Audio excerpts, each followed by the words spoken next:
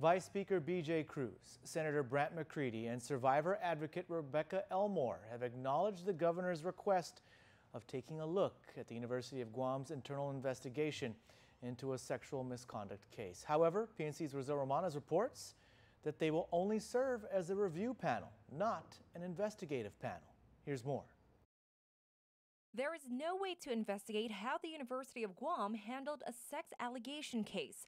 That was Vice Speaker B.J. Cruz's response to the governor's chief of staff's letter asking him to dig into UOG's handling of a recent allegation involving a professor and two of his students. I think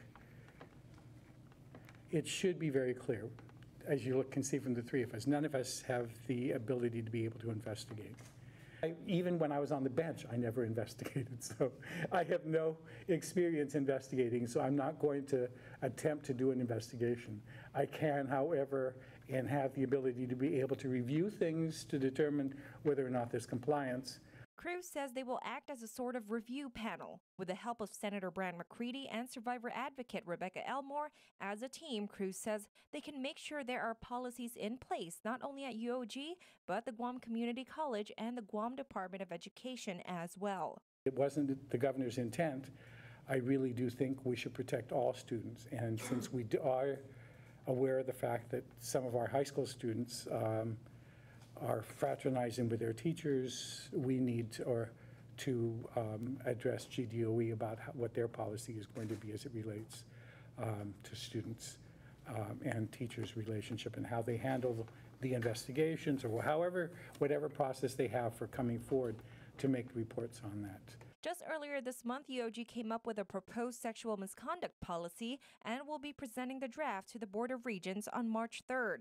Cruz says he spoke with GCC and they too are coming up with some sort of policy. He explains that they will look at both policies to check for compliance.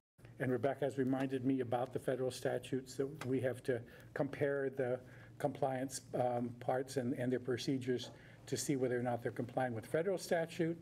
And if it's not good enough, I'm sure between myself and Senator McCready, we'll be introducing legislation to make sure that compliance reporting is encouraged and the students are protected, and we are assured that our students are safe in our schools.